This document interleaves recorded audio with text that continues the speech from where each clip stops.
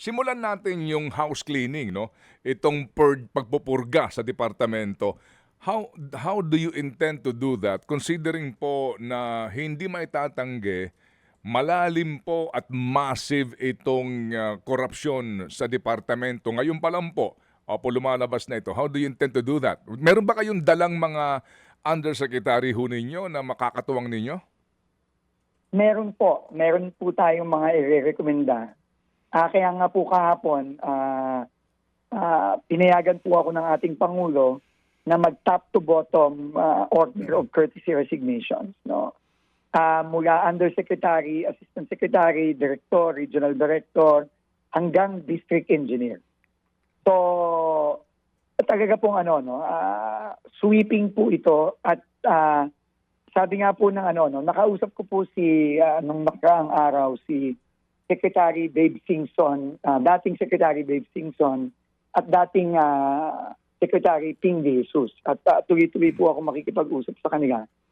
At sabi po nila sa akin, marami pong mga magagaling at matitinong tao sa DPWH.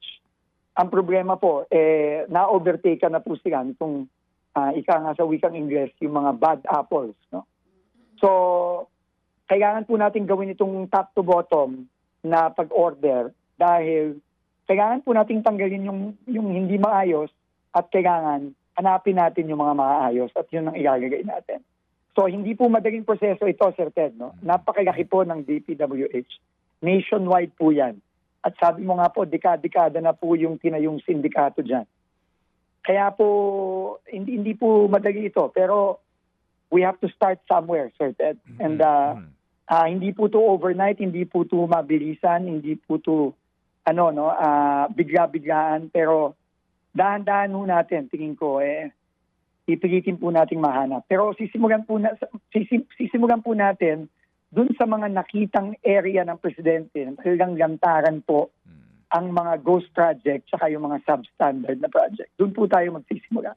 Opo. When you say sa mga nakita na po ng presidente, can you tell us please saan pong mga lugar ang inyong priority, Bulacan. sir? Bulacan. Bulacan po. Okay. Unang-una, Bulacan, no? Yan po pinuntahan ng presidente yan. Yung nakita po niya sa Baguio, no, kasama ni Mayor Benji Magalong nung nakaraang linggo. At hindi po natin hindi po tayo pwedeng magpikit mata sa nakikita natin sa Metro Manila, Sir Ted, no? Na grabe na po ang talagang konti ulan po parang dilugyo na po ang epekto . So hindi po tayong pwedeng hindi pwedeng pansinin ng Metro Manila.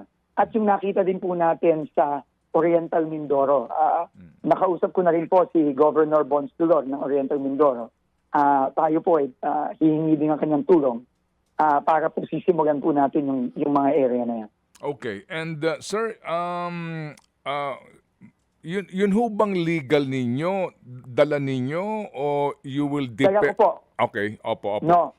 Go ahead. Clean sweep po tayo sa taas. Sir Ted, no? So legal, finance, operations, kailangan po yan lahat magbago. Okay, kasi po Initially pa lang po yan. Yes sir. Opo. Kasi nga sir, yung pong yung legal napaka-importante doon po sa Napaka-importante po. Doon po sa pag-una kasi nag-courtesy resignation sa civil service po, may mga panuntunan yan. Baka naman eventually, tadtarin kayo ng mga TRO, di ba? So, kailangan po... Meron naman pong rules, no? Okay. Makakaasa naman po ang lahat ng kawani ng DPWH na hindi tayo lalabag ng civil service rules. Hindi po natin gagawin yun. Pero, sana po maintindihan nila, napakaklaro po nung utos ng presidente. Hindi po pwedeng status quo dito. At saka hindi lang po pwedeng cosmetic na pagbabago dito.